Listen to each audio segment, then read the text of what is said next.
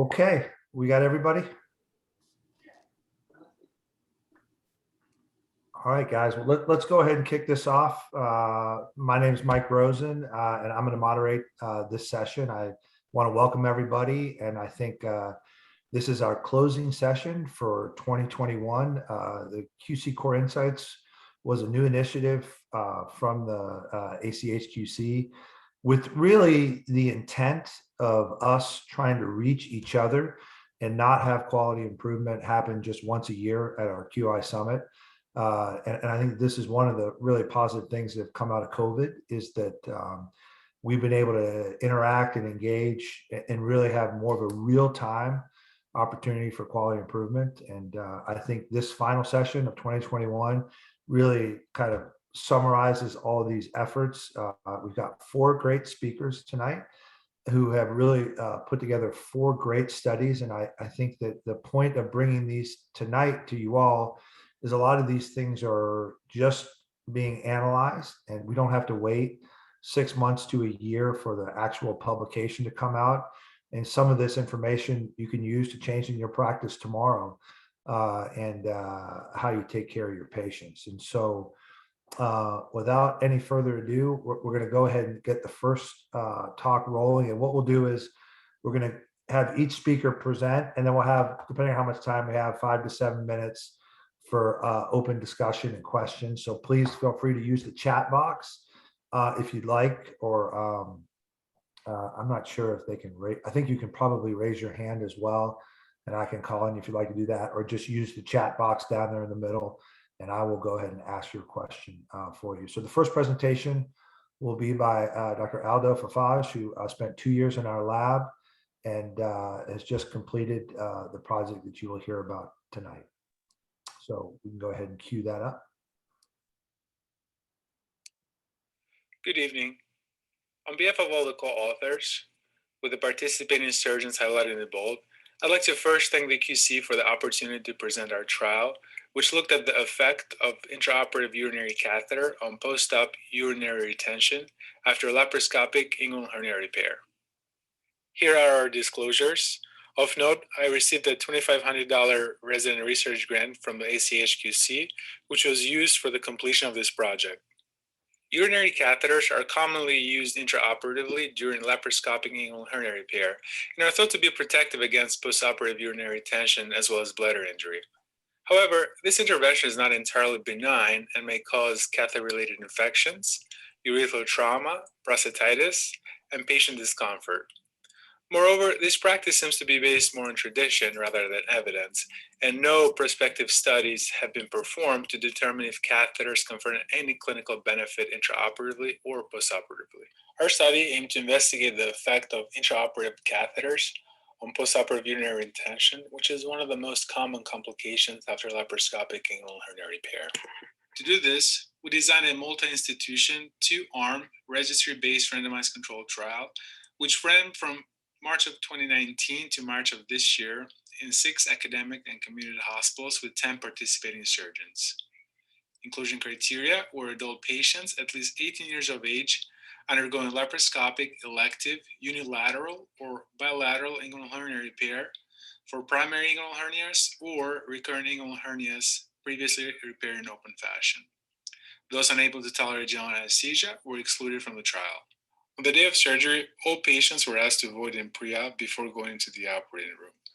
Following induction of general anesthesia, REDCap was used to randomize the subjects by a study coordinator to the treatment arm, which was catheter placement, or control arm, which was no catheter placement.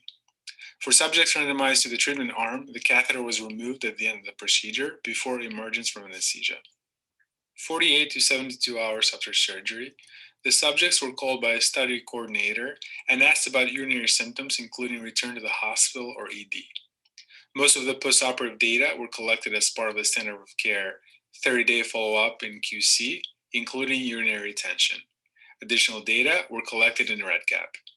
The primary outcome was postoperative urinary retention, which was defined as failure to void requiring straight catheterization, placement of an indwelling catheter, or return to the emergency department due to inability to void after discharge from the hospital up to 30 days postoperatively. Secondary outcomes included bladder injuries, urinary tract infections, and urinary tract injuries at the time of the procedure or postoperatively. In order to determine the sample size, we looked at the previous publication, which reported a retention rate of 7.5% when no catheters were used. We then analyzed available data from the QC for those surgeons who routinely used catheters and determined that the retention rate for patients receiving catheters was 2%. At 80% power and accounting for a 10% loss to follow-up at 30 days, the estimated sample size was 488 patients, or 244 patients per arm. A total of 491 patients were included in the study. 241 had urinary catheter placement, and 250 had no catheter placement. 5 patients were lost to follow-up, 2 in the catheter group and 3 in the no catheter group. Here we can see the patient demographics and hernia characteristics. The median age was 61 years. The majority were male. Median BMI was 26, and 17% had BPH. Most patients had unilateral inguinal hernias, and 39% had bilateral hernias. A scrotal component was present in almost 12% of the cases. Totally extraperitoneal was the most common technique with almost 3/4 of the cases. The remainder of the hernias were repaired using the transabdominal preperitoneal approach. The median operative time was 73 minutes, and all operations were performed using general anesthesia. Preform mesh was a commonly used prosthetic, followed by flat polypropylene mesh. A higher volume of intravenous crystalloids was infused intraoperatively in the catheter group, and although the difference was only 100 mLs, this reached statistical significance. In addition, there were no bladder injuries in our cohort. Out of 486 patients who followed up, 44 patients, or 9%, developed retention. There was no difference in the retention rate between the catheter and the no catheter groups. Retention was most commonly diagnosed on the day of surgery before the patient was discharged from the hospital, and it was most commonly treated with an indwelling catheter with discharge on the same day. There was no difference in the timing of retention diagnosis and treatment between the two groups. In the catheter group, there was one patient who presented with retention to an emergency department where multiple attempts to place a urinary catheter were unsuccessful, ultimately requiring the placement of a super PV catheter. For patients who developed retention, an exploratory multivariate logistic regression analysis was performed. Predictors for developing retention included intraoperative anticholinergic medications, presence of BPH, age over 65, and lower volumes of crystalloids infused intraoperatively. Although, if you recall, the difference was only 100 mLs, so this is probably not clinically significant. In addition, we looked at high-risk patients who developed retention. In particular, those over 65, patients with BPH, those who received anticholinergic medications, and those who received intraoperative fluids over 1100 mLs. Urinary catheters were not associated with decreased retention in these groups. In conclusion, urinary catheters do not reduce the risk of retention following laparoscopic inguinal hernia repair. The lack of apparent immediate clinical benefit, accompanied by the potential for rare but devastating complications, are compelling to abandon routine use of catheters during laparoscopic inguinal hernia repair in patients who void preoperatively. And finally, I was particularly excited when I got the invitation to share this study with you. It's one that I worked on from the very beginning. And to me, it truly highlights an amazing collaborative effort from everyone involved and the possibility to conduct practice-changing studies using low resources when harnessing the power of the QC. Thank you for your attention. Okay, well, thank you very much, Aldo. That was obviously a tremendous amount of work. I can't remember if you actually said this, but maybe just let everybody know. The total time of enrollment for those 488 patients was how many months? Was 2 years. 2 years. Yep, I think it was just under 2 years. So again, And I it just was in think, the middle of COVID too. yeah, straight up COVID times. Maybe that helped us. People were not working and they wanted more surgery. Who knows if that'll be a lull afterwards. So I have a couple questions. So one of the things I always like to kind of, like I stress with our group is, when we do these trials, we're going to follow the results, whatever it shows. We're not just doing this stuff to write papers, we're doing this stuff. So maybe if everybody, just for a second, put your video on, and I want you to raise your hand if before this presentation, you were a routine user of a Foley during any of your minimally invasive inguinal hernias, which I was. Most other people know, or they won't show themselves. Okay, how many of you guys who are routine users, based on this trial, are going to stop using Foleys for laparoscopic inguinal hernia prevention, with the caveat that the patient empties their bladder before they go back and they meet the criteria of this trial? How many people would abandon its routine use? All right, good job, Aldo. So before I open it up to everybody else, I have one question for you, Aldo. I think one of the things in kind of doing all these randomized control trials and all these studies is that often the results are kind of surprising, and it's kind of never quite what you think, and it's like opening your presents during the holiday time. So what would you say was the biggest surprise to you of putting all this work in, and what of the analysis would you say just kind of really surprised you and was like, wow, I can't believe that's what it was?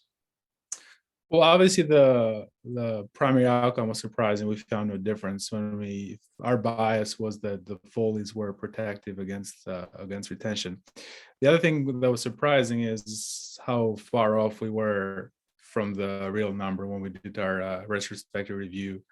From the QC, our numbers show 2%, and in fact, it's almost 1 in 10 patients who develop retention. And it goes to show you that through all these retrospective studies, although they're great hypothesis generating, you have to take the data with a grain of salt, because it's really hard, and you only get to understand this when you do this prospectively, how difficult it is to get the data. We called every single one of these patients, almost 500 of them, up to 3 days after the surgery to get to the true number. And unless you do that, whatever number you get retrospectively might not be accurate. And that was, for me, that was an eye-opener. Okay, there's one question on here. I'll let you kind of take a swing at it here. So there was a question of, if you are redoing a lap inguinal hernia, let's just say anybody who had prior retroperitoneal mesh, whether that be a plug or prior lap inguinal, do you think those patients should have a Foley placed?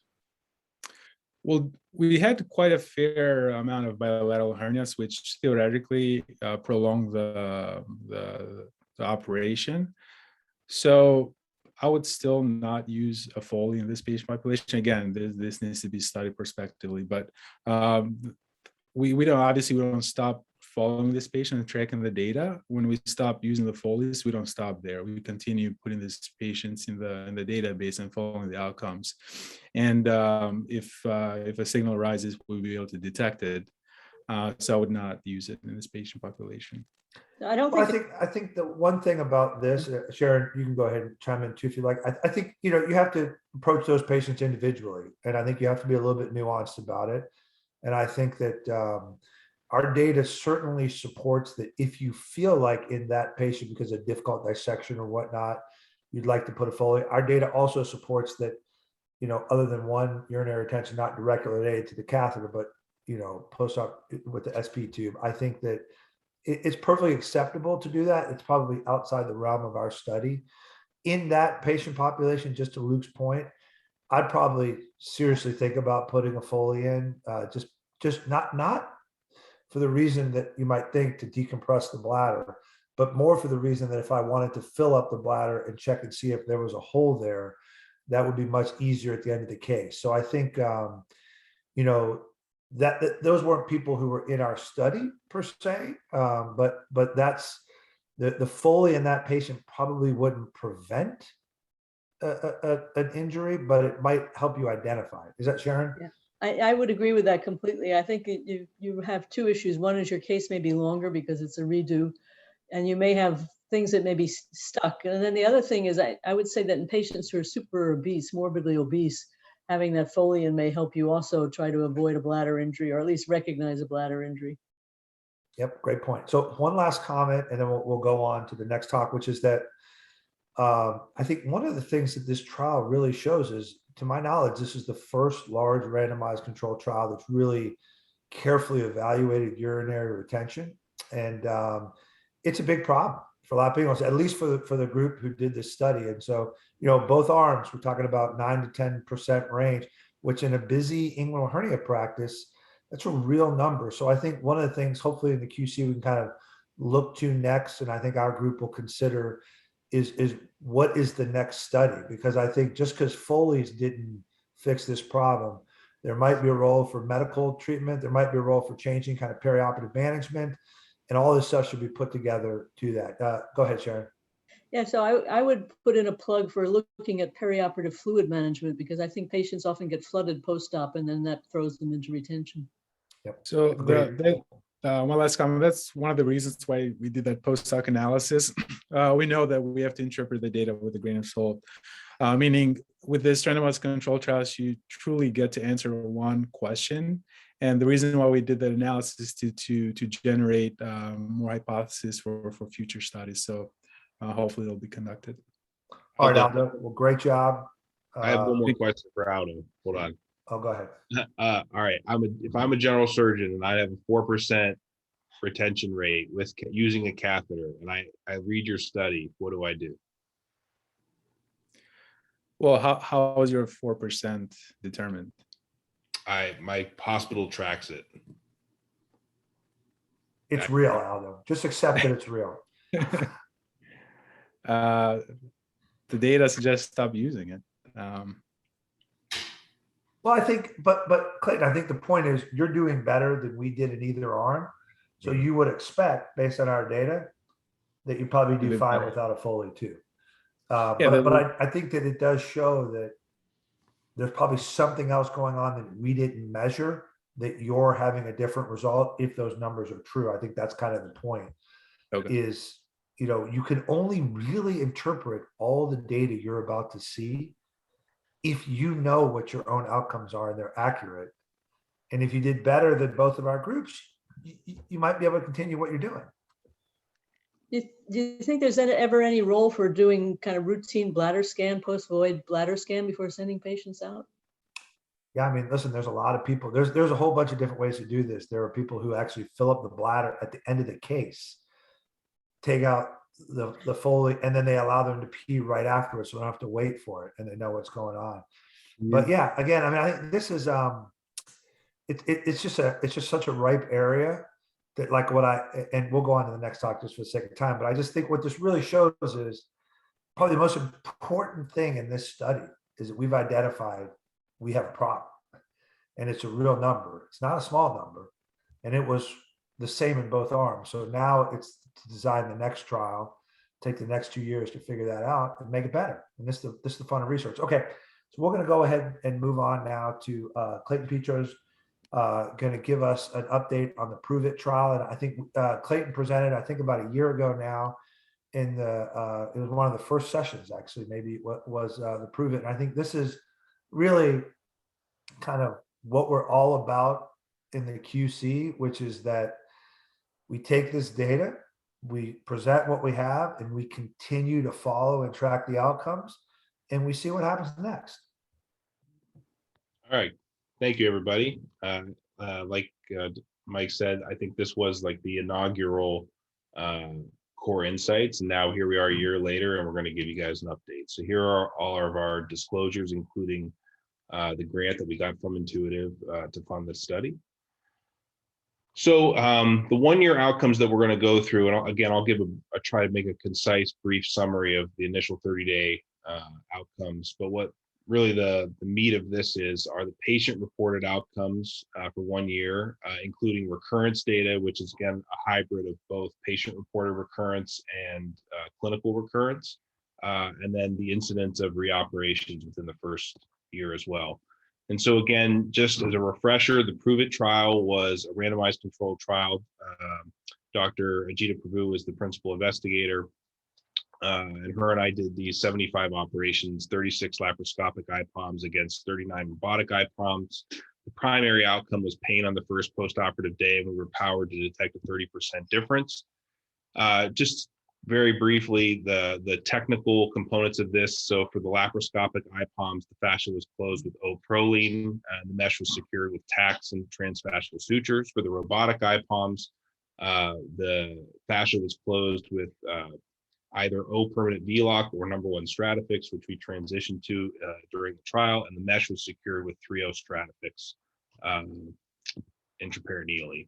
The primary outcome, there was no difference on pain on the first post-operative day or at the other time points that were noted. PROMIS 3A scores, which is the NIH PROMIS score, which measures pain intensity.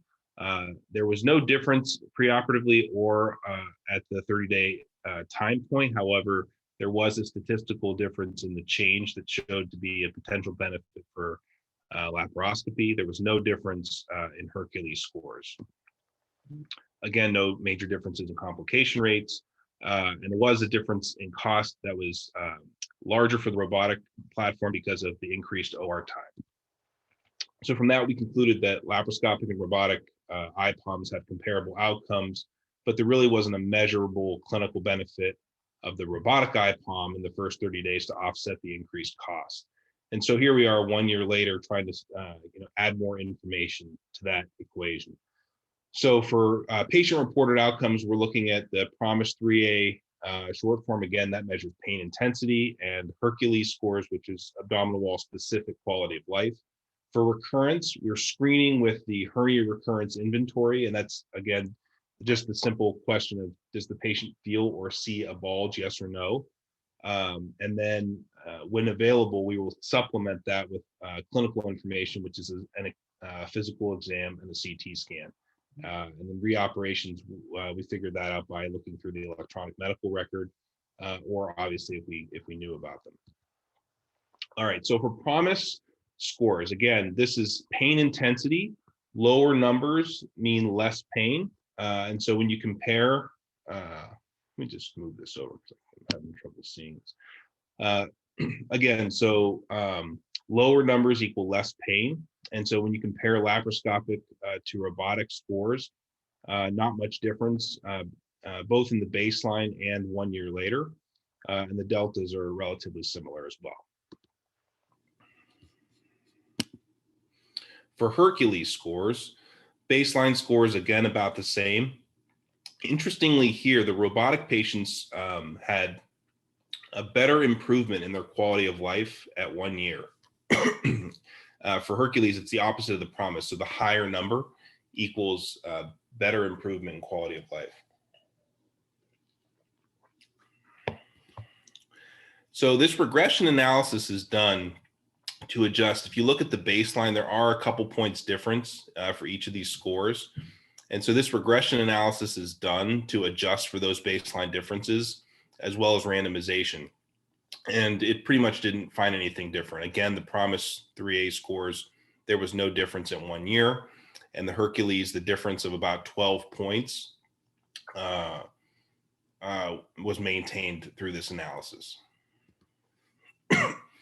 When you look at recurrence, this tends to be a little confusing, so I'll try to go through it line by line here. So the hernia recurrence inventory, this is the screening question that I mentioned before of, does the patient see or feel a bulge? This is designed to be very sensitive. So you want to capture as many recurrences as possible. For those groups, we had 71 of 75 patients had a response, and the recurrence rates are shown here, 18% for laparoscopic, 34% for robotic. For about 50% of patients, we were able to add clinical information that was either a physical exam or a CT scan. And you can see for the laparoscopic group, we were actually using the physical exam and CT scan, able to rule out all of the recurrences. For the robotic patients, we were able to rule out 8 of the 13 recurrences. Excuse me, but 5 were maintained. The maximum specificity, this is kind of a best case scenario. So if maximum sensitivity is the worst case scenario, maximum specificity is the best case scenario. And so this analysis or these numbers assume that all of the patients that you don't have additional information on are negative, and those percentages are shown there. And then a composite puts those two together. So both the worst case scenario and the best case scenario, and you kind of get a hybrid of both. And those percentages are 6% for laparoscopic and 24% for robotic. Now, what's a little odd about this is that if you remember what I mentioned before was that Hercules scores were higher in the robotic group, but yet the robotic group tended to have more recurrences. That's a little unusual because typically patients who have a recurrence tend to have less improvement in quality of life. And so we broke this down by both whether the approach and whether or not they had a recurrence. And what you can see is that the lower quality of life scores for the laparoscopic group are really driven by these two laparoscopic patients who had a recurrence. But the other groups you can see are relatively similar. The robotic patients with a recurrence and the laparoscopic with or without a recurrence, and the laparoscopic patients without a recurrence are all pretty similar. And I think the other thing that's important to highlight here, two of these groups are relatively small. In terms of reoperations, there were 4 patients in the laparoscopic group and 3 in the robotic group that had reoperations. We broke these down into operations that were related to the index procedure. So for the robotic reoperation, there was a wound revision of the port sites. For the laparoscopic ones, there was an excision of one of the transfascial sutures, and excision of retained preperitoneal fat anterior to fascial closure. And then there were 4 other reoperations that were unrelated to the index procedure listed here. So to summarize the 1-year secondary exploratory findings, there was no difference in pain. There was a more favorable improvement in quality of life favoring the robotic IPOM, and there was a more favorable recurrence profile favoring the laparoscopic IPOM. Just in terms of discussing the recurrence, I think it's tempting to draw more definitive conclusions from this, but I think that these are all the things that have to be taken into account when you look at our recurrence rate, and we'll be publishing this soon, but these are all the types of things that we discussed that went into our recurrence discussion, which is it's a small group of patients.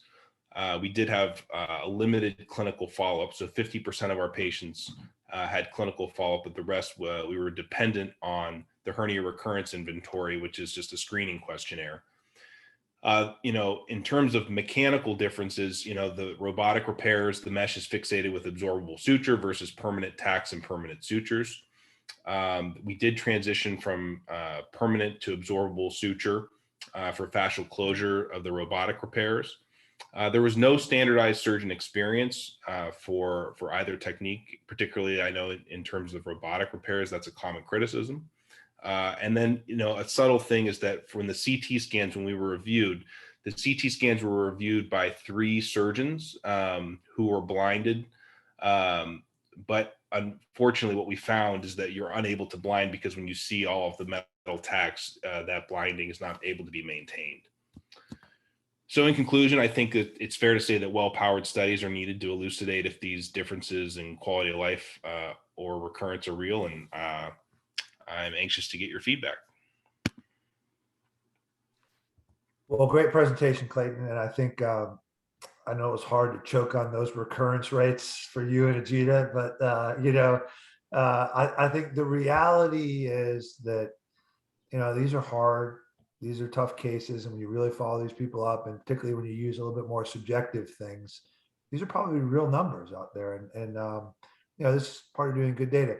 I want to echo your things that this is exploratory analysis, and this needs to be done to look at what's next. So I guess there's one question from Luke, but I'll just have one question, then we'll get into some of the other questions as well. My question for you is, your final conclusion was we need more data. So what really do we need to do next? What is the next study that you should take this data and do? Should we focus on the recurrence? Should we focus on the quality of life? Should it be some combo? Like beyond the let's do something more, what are you going to do? Yeah, I think it really boils down to what do you believe is real. I think because we go into this in the manuscript a little bit, but the difference in quality of life of 12 points is supposedly falls beneath the minimal clinically important difference that was recently identified by Dr. Paulus's group. So I think, even while that's an attractive thing to go after, I think that you know that probably wouldn't be the thing to go after. I think the recurrence difference is, I think that this might be a real signal, and there are, in terms of mesh fixation and the common use of slowly absorbable suture fixation, I think like mechanistically, that might be real. So I think I would do something along those lines of looking to identify in large numbers to see if those if that recurrence difference is real. So let me ask, there was a question from Luke, and I think Sharon, you raised your hand. I'll get to you next. Luke kind of noted that your promise scores in either group did not change from baseline. So is that a general testament to lap or IPOM type repairs, or is it a general testament to that it was so low to begin with because these were relatively small defects that you didn't see an actual change? Any thoughts on that?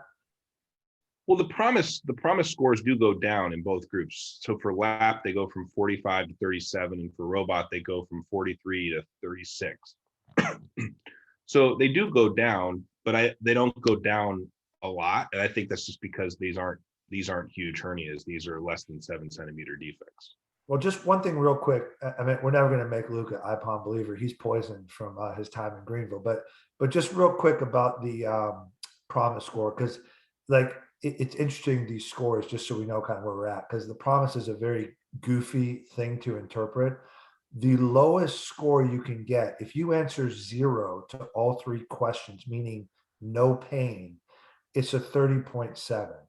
So once you get down to kind of, I think you said like 34, 36, like that means you just click mild for one of the things. And 46 is kind of on the lowest end to start with. So I think it probably, be careful when you interpret the 30. It's much easier when we make things kind of a 0 to 100 to just visually see it.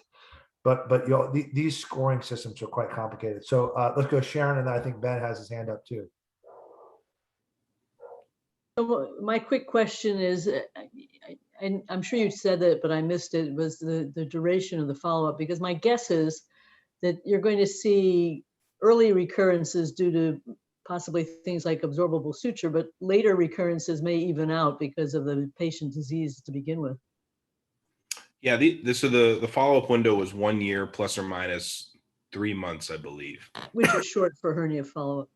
Pretty short. Yeah, and to be honest, the number of recurrences in the robotic group in that period of time is concerning. But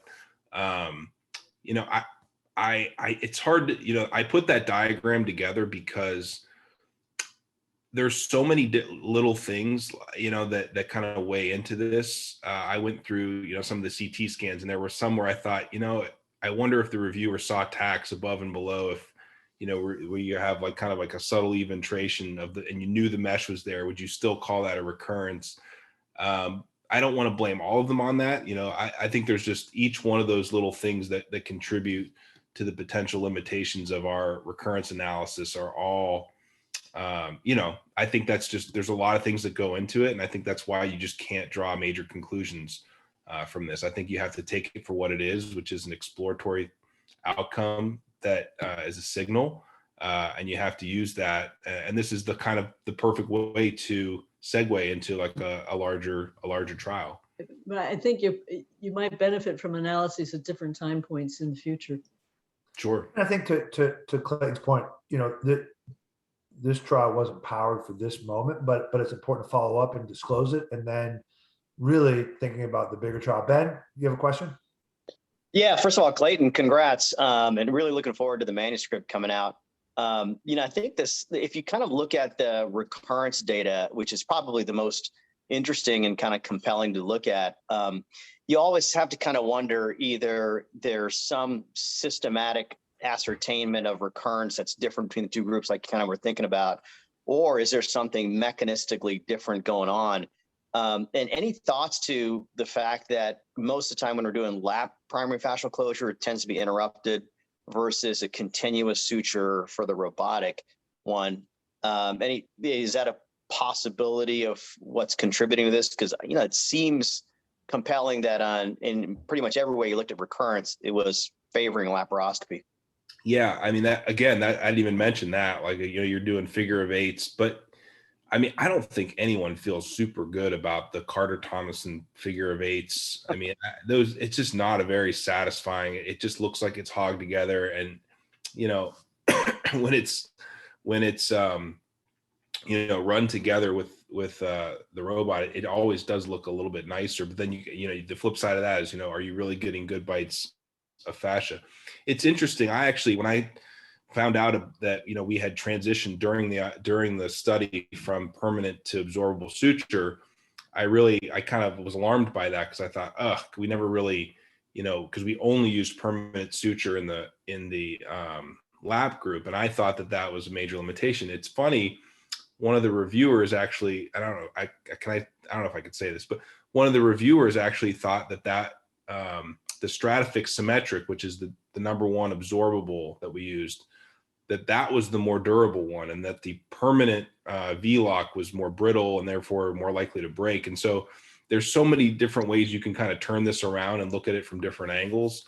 Yeah, and like I said, I think that all of those things could have a small effect.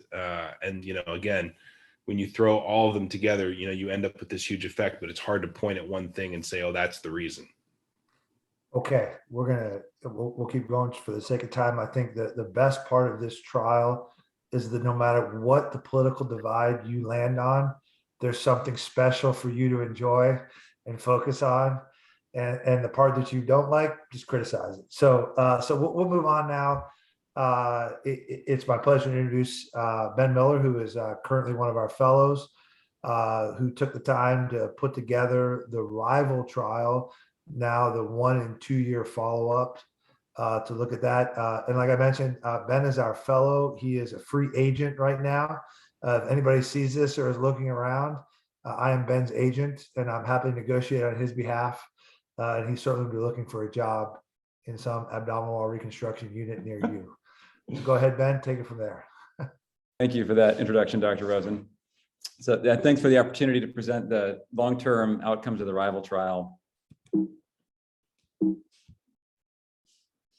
I have nothing to disclose, although I should say that the initial rival trial was funded by an unrestricted grant from Intuitive Surgical. I'll just start with a little background to the rival trial. So we think laparoscopic inguinal hernia repair has some advantages over open repair. This is a meta-analysis of several randomized trials looking at the two approaches, and it found that recurrence rates were similar for lap and open inguinal hernia repair, but laparoscopic repair had less short-term and long-term pain compared to open repair. However, despite these advantages of lap repair, its adoption is pretty slow among general surgeons. This study, published a few years ago now in hernia, from a group in Quebec, found that of the 50,000 inguinal hernias repaired in this 4-year period, that less than 8% of them were done laparoscopically. And I think that this is because this is just a hard operation to learn. It's got a long, steep learning curve, and it's technically very, very challenging. In contrast to lap inguinal hernia repair, robotic inguinal hernia repair has grown exponentially in the last few years. This is from a group in Michigan that looked at the Michigan Surgical Quality Collaborative and found that robotic inguinal hernia repair grew 41-fold from 2012 to 2018. And the reasons for this are not totally clear, but I think that some of these reasons may involve the perceived benefits of the robot. It's wristed instruments with multiple degrees of freedom, and then the three-dimensional high-def camera of the robot. And these perceived advantages, that these instruments and enhanced optics may facilitate minimally invasive suturing.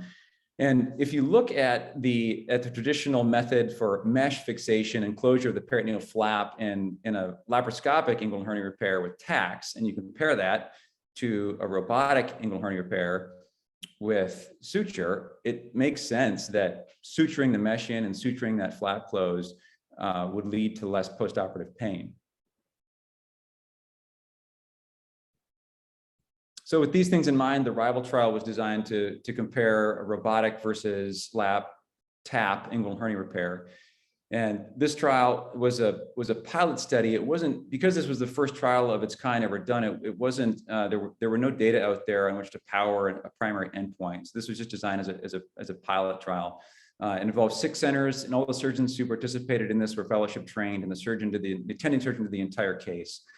So this included patients with a primary or recurrent unilateral inguinal hernia, so-called straightforward inguinal hernia. And every surgeon who participated had to have completed at least 25 lap and 25 robotic procedures before participating. And the trial randomized 102 patients, 54 to the lap group and 48 to the robotic group. All the patients had the same mesh, this heavyweight mesh. And then for mesh fixation in the lap group was done with tacks, and the peritoneal flap was closed with tacks. And in the robotic group, the mesh was fixated with sutures, and the peritoneal flap was also closed with sutures. So these are some of the early rival results. Just to review these quickly, this box plot shows the early postoperative pain results. And just to orient you to these box plots again, so on the y-axis, you have the pain, which is measured on the visual analog scale. 0 is low, and the higher numbers are worse pain. And so the top of the box is the 75th percentile, bottom is the 25th percentile, and then that black bar in the middle is the median score. And that vertical line is the 95% confidence interval. So the lap group is yellow, the blue is robot. And you can see at baseline, they had similar pain. 1 week out, their pain was similar. And at 1 month, their pain was also similar. However, the robot was associated with greater total cost and longer operating times. The robot was also associated with greater surgeon frustration when compared to the laparoscopic inguinal hernia repair. Okay, so those are some of the early rival results. So let's dig in now to the 1 and 2 year outcomes. So the long-term outcomes we assessed were pain, neuropathic pain, quality of life, physical activity, wound morbidity, and hernia recurrence. Pain was again assessed with the VAS. It's a score of 0, 100. 0 is no pain, 100 is the worst possible pain. Neuropathic pain was assessed with this LANS scale. And this is a 7-item questionnaire, and there are 24 possible points. And even though this is a scale, ultimately, this is just a binary result. If you have a score less than 12, you don't have neuropathic pain. If you have a score greater than 12, you do have neuropathic pain. And then quality of life was assessed with the 36-item short-form health survey, the SF-36. It looks at these 8 domains of health related to physical and emotional well-being. With the scale again of 0, 100, 0 is the worst quality of life, and 100 is the best quality of life. So higher scores are better quality of life. And then physical activity was assessed with this physical activity assessment tool. It looks at moderate and vigorous physical activity from these 4 areas of physical activity. And this is measured in minutes per week. Finally, hernia recurrence was defined either as a bulge on physical exam or a patient-reported bulge using the hernia recurrence inventory. And question number 2 there, do you see or feel a bulge is highly sensitive for hernia recurrence?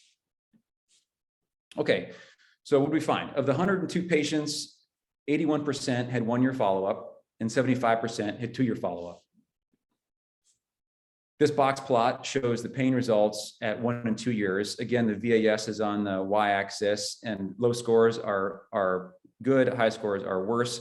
And the 2 groups, the laparoscopic group is red, the robotic group is blue. They had similar baseline scores again. And then at 1 year and 2 years, you can see that they both decreased from baseline, and there's no significant differences between the 2 groups. So as far as pain goes, measured by the VAS at 1 and 2 years, they're similar. And no patients in either treatment arm experienced neuropathic pain. This is the quality of life table. There's a lot of information in this table, but on the left side, you have those 8 domains that the SF-36 measures. And then the 2 groups, lap and robotic, are compared preoperatively at 1 year and 2 years. And there were no differences at any time points measured here among those 8 domains in the SF-36. So quality of life was similar at 1 and 2 years between the 2 approaches. This is just another way to represent quality of life with these cool box plots. a little easier to see. So you can aggregate the 4 domains related to physical well-being into the physical component summary, and the same goes for the mental well-being. Or emotional well-being can be aggregated into the mental component summary. And you can see that for physical component summary, both groups had some improvement from baseline. So here, higher numbers are better than lower numbers, but they're similar again at 1 and 2 years. And then same goes for their emotional well-being, is similar at 1 and 2 years. So again, no difference in quality of life between the two approaches. This table represents their physical activity. On the left side, you have moderate and vigorous physical activity, and then the two are added together there. And the two groups are compared, lap and robot are compared preoperatively at 1 year and 2 years. And then these numbers are just the time, the average time patients spent per week exercise or engaged in physical activity. And there are no differences. No patients experience any long-term wound morbidity, and hernia recurrences, there were 2 total, 1 in each group. So in summary, laparoscopic and robotic tap inguinal hernia repairs have similar long-term outcomes in all of the outcomes that we assessed. However, we don't know if we can expect these same kind of results from novice surgeons. And another interesting finding, I think, is that there was low chronic pain for both approaches, and that may mean that mesh fixation technique doesn't have much impact on chronic pain.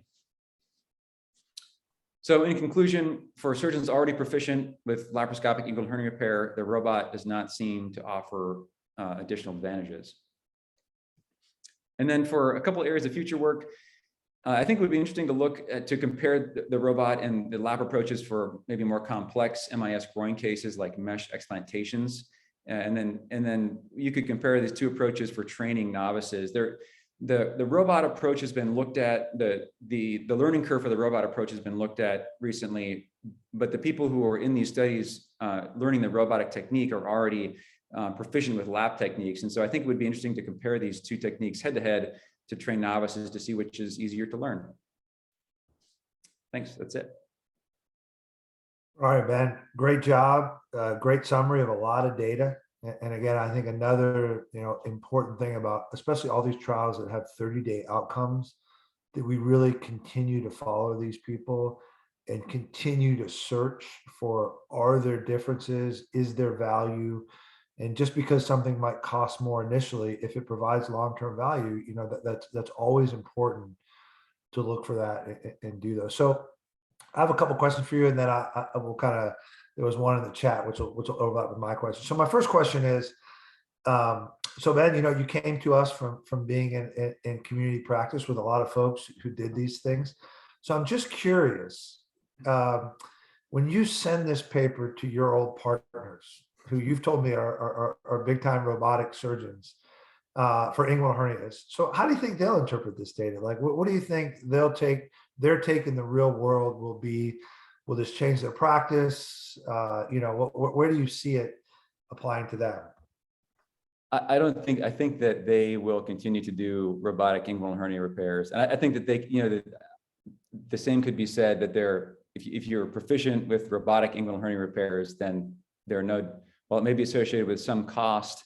There are no differences. And so I think that if it doesn't impact patients negatively, they'll keep doing what they're doing. Okay, good. So that was my first trap. So here's my second trap now. So what if the surgeon said, okay, look, you just showed me I'm faster than those guys were in the original rival trial, and what I use is actually quite inexpensive to do this. Those costs are higher than mine. But you know what I also would like to do is I like the robot for the dissection, but I'm just going to use a protractor now to secure the mesh and secure the flap. And why bother suturing it? What would you say to that? To use a tacker robotically? Yeah, it actually happens quite commonly. Yeah, I mean, I've never seen it done, but I imagine people do it. I think that you're just adding, I guess it doesn't seem to impact pain at all, but it would seem like you're adding cost unnecessarily if you're not just going to suture the mesh in. But I think because I think Luke asked this question. I think this, if you just can kind of move away from the whole robotic versus lap argument, and you just kind of move into the realm of, how should we be fixating mesh at its core? And I think you mentioned this, this trial is essentially comparing the long-term outcomes of suturing, mesh, and peritoneum, both of them, versus ProTac, permanent fixation, spiral tackers for mesh and peritoneum. So, does that data kind of surprise you as well? And it basically it just doesn't matter. I'm kind of surprised, honestly, that especially like tacking of the peritoneum doesn't seem to make any difference. Even within the first week, there's no difference in pain, and I'm kind of surprised by that. But I guess. Well, I think like everything in surgery, like until you measure it, Right. you don't really know what it's going to show. And the reality is, like, whatever side of the argument you want to be in, we can always argue that, like, putting a suture, pulling it tight, making the tissue ischemic might cause more pain versus just a small tack in there. But I really think that it is fascinating. And I think this is really what we should take, is we should all just kind of step back and ask ourselves, how much does fixation matter? And particularly with absorbable fixation now and the more cost with it. I think that's really something to weigh in. Any other questions from anybody else? All right, great job, Ben. Well done. Excellent presentation. Ben, did you have a question? Ben Polish, did you want to? Oh yeah, just one quick comment. I think it's really critical, as you guys are really pioneering the whole idea of registry-based randomized trials. Number one, look at how many of these trials have been done in the past 10 years. Over the past 3 years, it's just exponentially increased the evidence we have, level 1 evidence in this space. I think the important thing is this is just the beginning. And this study that Ben Miller just presented, I think is a good example of that, where this follow-up study to the initial trial is just gathering the evidence for 2 particular treatments. And there's nothing definitive about all this, but it kind of points you in the right direction. Either there is no real differences that we're detecting, or you can kind of begin to see, subtle differences occurring. And the best example I can give in surgery is, if you look at all the randomized trials comparing EVAR, endovascular AAA repair versus open AAA, there's like 30 of them. And, it's still controversial exactly where EVAR fits as a trade-off, good or bad, considering the complication profile of EVAR. But I think it's important to make the point that this is we have to take this first step of having a really efficient way of performing randomized trials in this space. And you guys are doing it. And hopefully this will catch on. So it's really good. Well, thanks. I think that's really important, because I just want to say, like, when I was younger, I used to think one trial, we got the answer, move on. But I think what you realize over time is that this is an ecosystem, and all the data has a role, and all the levels matter. They all need to be moving in the direction of higher quality data and more trials by more people to kind of verify whether this, is a true signal or it was too small or whatnot. So I think this is where we're going to go. And hopefully, as we expand the collaborative and more people see this, we get more involvement, and we get, particularly more community folks involved in this, because these are relatively straightforward to run. So I think huge opportunities to move this outside of just kind of a single center or expert centers, or just, academic centers, into more real world type randomized trials, which probably have much more external validity. So just for the sake of time, since it's getting late, last but definitely not least, it is my pleasure to introduce my partner, Dr. Ajita Prabhu. Ajita is going to talk again, which was kind of what we talked about in the beginning. The central theme of this was to get this data out to folks as quick as possible. And I think Ajita, maybe like 6 months ago or so, kind of presented the concept of this trial. And since it's been completed, we wanted to share with everybody the early results, just so you can kind of figure out how to apply this to your own practice. So with there, Ajita, take it away.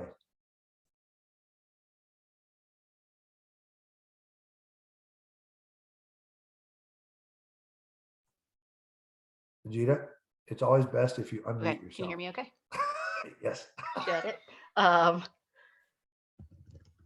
Okay. This is, as Mike said, our 30-day outcomes from our double-blinded non-inferiority registry-based randomized control trial comparing transfascial sutures for fixation versus no mesh fixation for open retromuscular hernia repairs. So previously, we went over this, so I'm not going to spend too much time on the trial design, but the background about it was basically that most of us who trained how to do retromuscular hernia repair were trained to use mechanical fixation. So we all were placing transfascial sutures all over the place. So this is a common practice.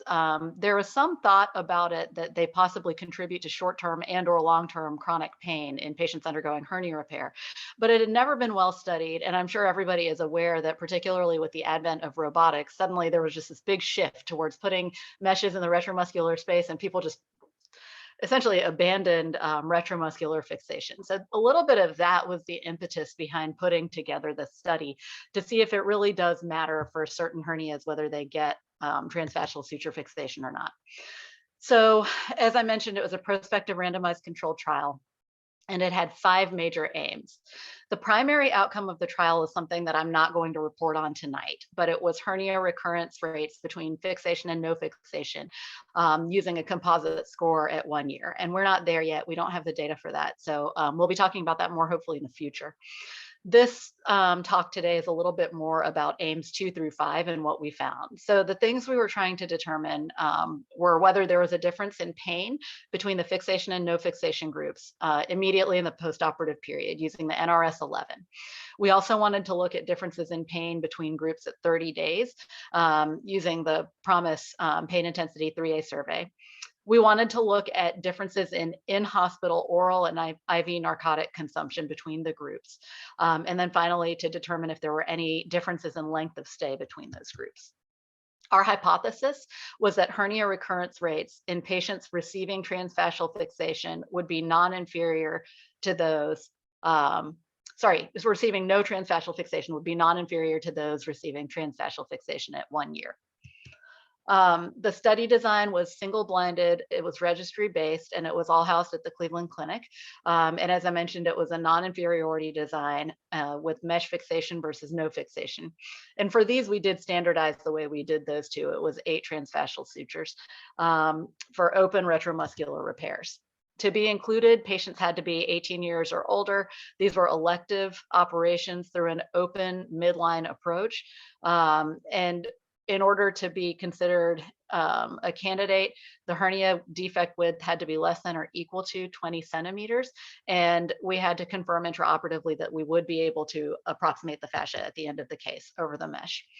This was just a reference, just saying that, you know, when we talked about open ventral hernia repair, as we were designing the trial, we included everything that counts as an M type of hernia, which gave all of us the heebie-jeebies to some extent, I think Mike the most.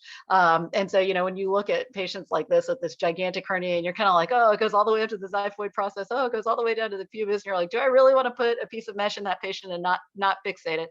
But soon enough, after we did a few and got a little bit of confidence, we were kind of enrolling patients willy-nilly into this trial, including patients with big soft tissue things going on in their abdominal wall. This is the CT scan of a patient who got into a skiing accident. I think he hit a tree and he avulsed his iliac artery off of his aorta, underwent multiple gigantic vascular operations, and then has this really large hernia. He's missing a leg. He's got these soft tissue defects. And at that point, we were like, sure, sign him up. So this patient was actually enrolled in our trial. And this picture is there just to point out for every patient, regardless of whether they got fixation or no fixation, they all got stab incisions. So for the patients who got no fixation, there were sham stab incisions included as part of the trial protocol.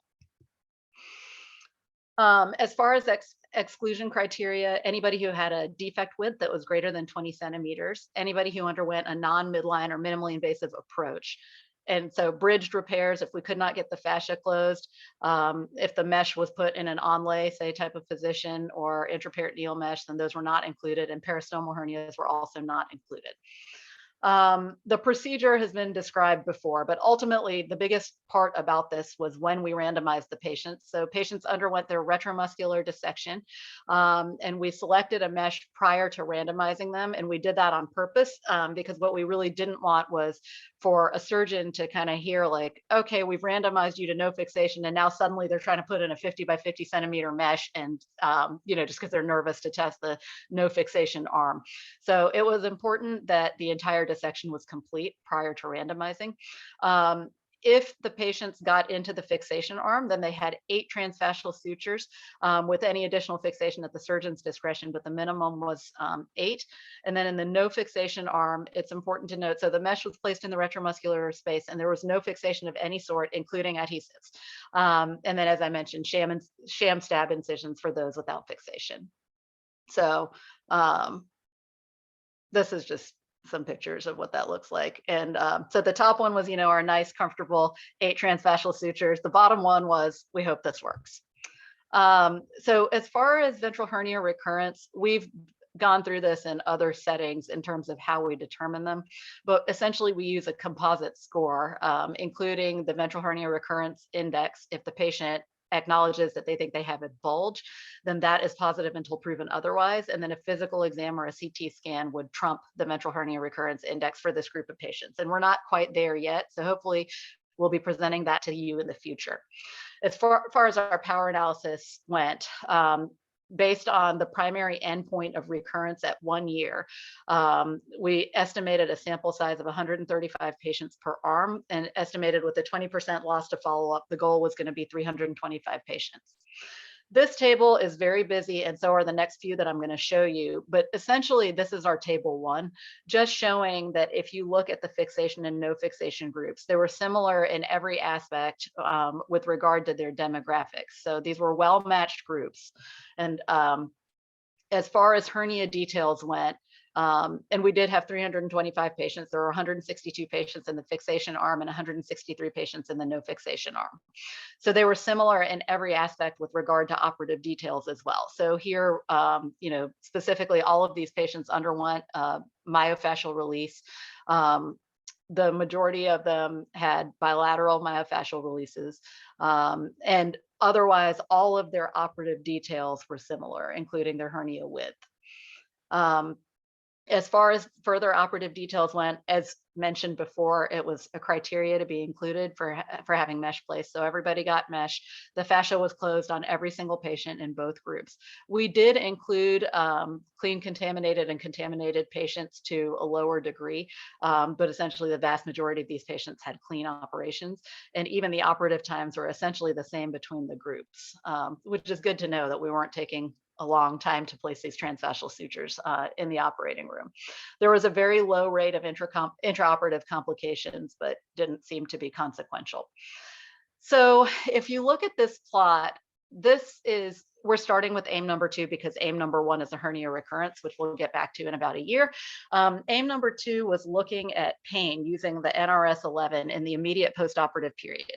So what you can see is that despite each group having a separate intervention for transfascial versus no transfascial fixation, their baseline pain scores were about the same, maybe starting slightly lower in the group that had no fixation, but that did not reach statistical significance. And then you can see that they have essentially the same type of course as far as their NRS 11 score goes. The x-axis of this graph goes up to 30 days, which ends here at the end. So in the middle there was a little bit of a separation in their reporting on NRS 11, but again, none of that reached statistical significance. And by day 30, they were the same in both groups.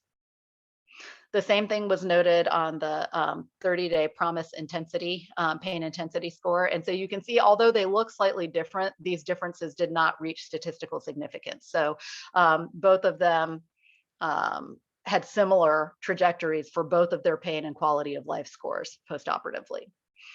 So once we identify that, we do know that, of course, the pain scores can be subjective, they can be variable. So the other thing we wanted to know was, are these patients taking narcotics differently? And so what we looked at was total morphine milliequivalents. And so we looked at that for the for the immediate post-operative period for the first 72 hours. Then we also looked at what day they started on oral pain medication and what day the PCA was removed. And if you look across the board, all of their performance in terms of narcotic consumption was the same in both groups. So that further supports our findings of their pain and quality of life post-operatively. AIM-5 was the only difference that we really saw, which was that there was a 1-day length of stay difference from 6 days to 5 days for fixation versus no fixation, although that did not reach statistical significance. And the clinical importance of that is unclear in this group. All other clinical outcomes, including any of the complications that are all listed to the left side there, DVT, PE, all those types of things were equal between the groups and there were no differences. The only thing that we really saw was in terms of wound morbidity at 30 days. So interestingly, the group with no fixation versus the fixation group had a higher risk of SSO or higher incidence of SSO at 30 days. And that was driven almost entirely by cellulitis. And that was a curious finding, which I'd be interested to hear what people think of that and why we're getting that outcome. The rest of their wound morbidity outcomes were essentially the same up to 30 days. And when we looked at SSIs and specifically SSOPIs, there were no differences between those groups. So although there was increased wound cellulitis in the no fixation group, there wasn't a difference in surgical site infections or in surgical site occurrences requiring procedural intervention. So here we are at 30 days. We're very excited to have completed enrollment in this trial, and we're also very excited that we didn't have any immediate catastrophic outcomes during the 30-day postoperative period. As far as the early outcomes go, surprisingly, we didn't see a major difference in pain between the groups, including the pain that didn't have, or the patients that didn't have transfascial fixation didn't have less pain than the patients that did have transfascial fixation. So that was interesting. And narcotic usage was the same. And then there was that difference in length of stay, which did not reach statistical significance. The greater SSO rate in the no fixation group was driven by cellulitis, and it's not 100% clear to me why that occurred. I'd be interested to hear what people's conjectures are. But what I would say is we made it through the first 30 days, at least in what seems to be a safe manner, and we're eagerly awaiting our 1-year hernia recurrence data. And that's all I got. All right. Well, thanks, Ajita. Again, congratulations. That's a big trial. That's a lot of patients. This trial, I think, was also just under 2 years and exclusively done in the pandemic, which again, you know, these are efforts. I think time will tell, like I said in the beginning, has the pandemic made it easier for us to do these trials because everybody wants surgery, or harder just because of logistical challenges of in-person stuff. So I have a couple questions for you, and then we'll, I think my first question is, so, you know, today, what is your practice of, is there any patient that you would use transfascial fixation sutures? Is kind of my first question.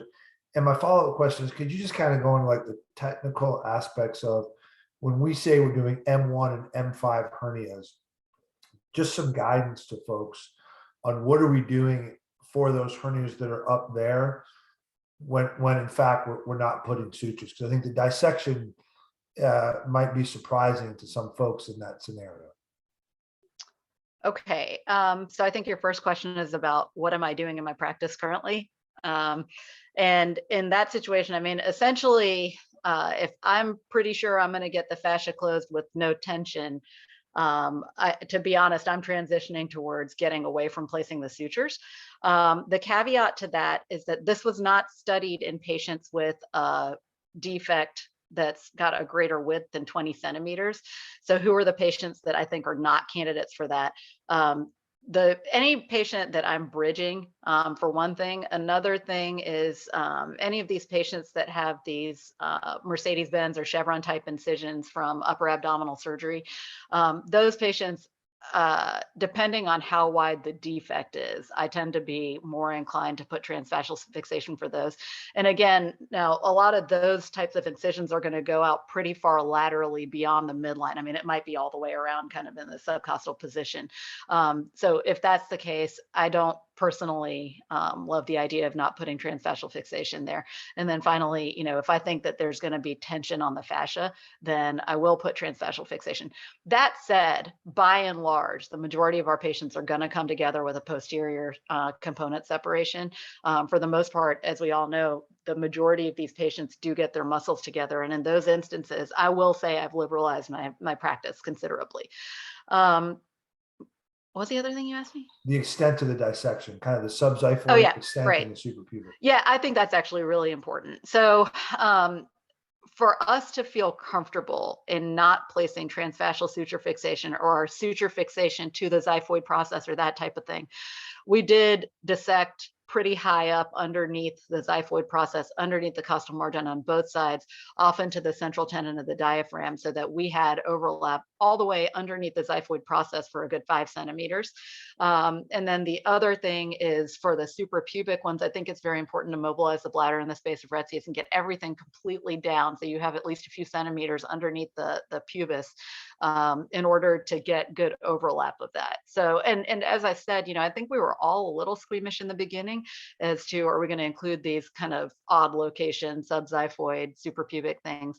But as our confidence started to grow and as we were able to close the fascia pretty early on, we were enrolling those patients as well. So another question here, I'm going to tag on a question to Sharon as a question for you as well, but there are self-fixating meshes, and there are a lot of people that don't use percutaneous transfascial sutures, but do use other glues and sealants and things like that. It can be quite expensive.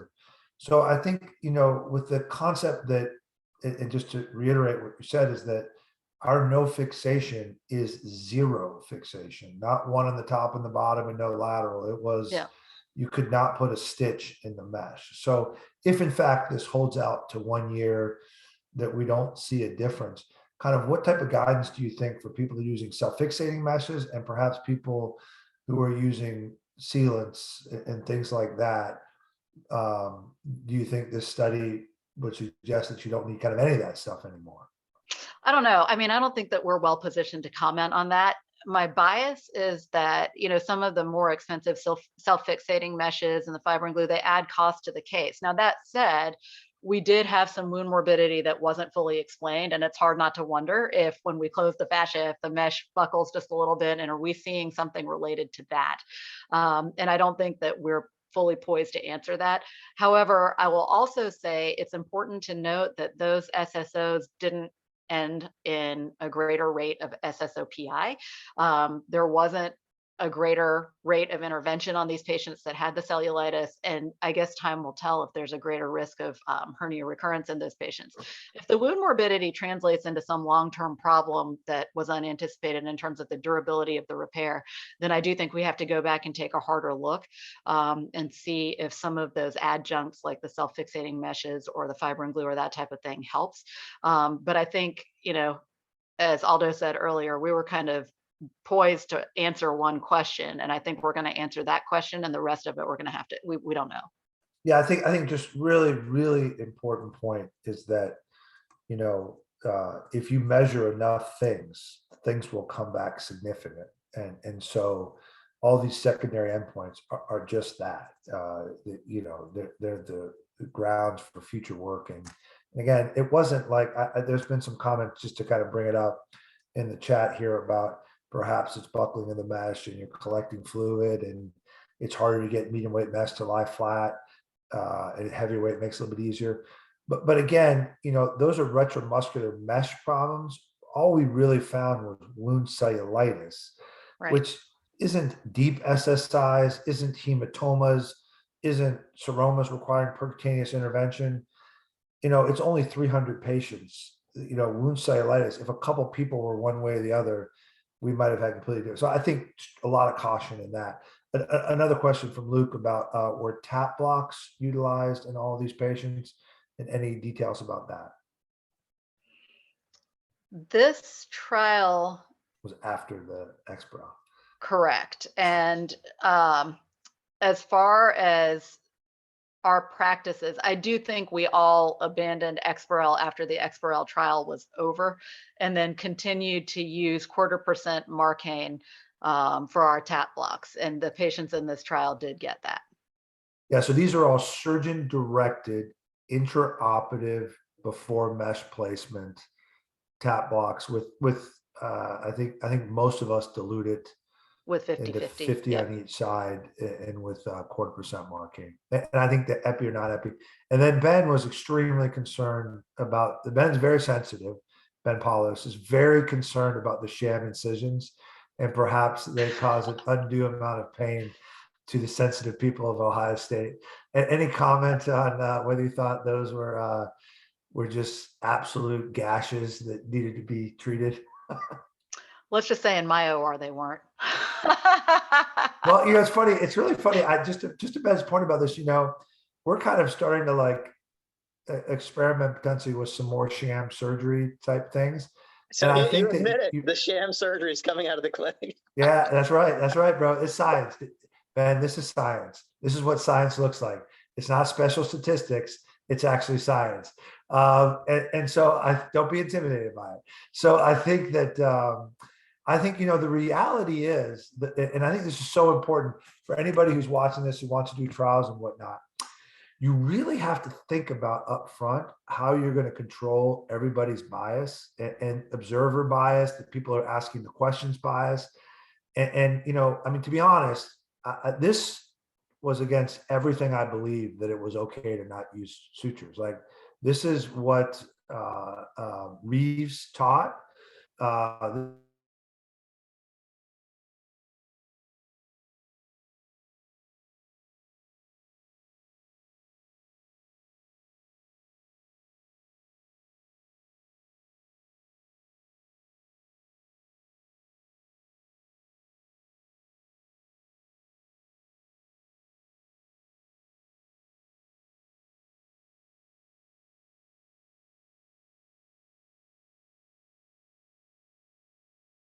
Will be in March, and we will be sending you all the details on that. We've just finalized the agenda, so that is planning to be in person in Denver right at the end of Sages. It'll be the Saturday and Sunday after Sages, so mark your calendars for that.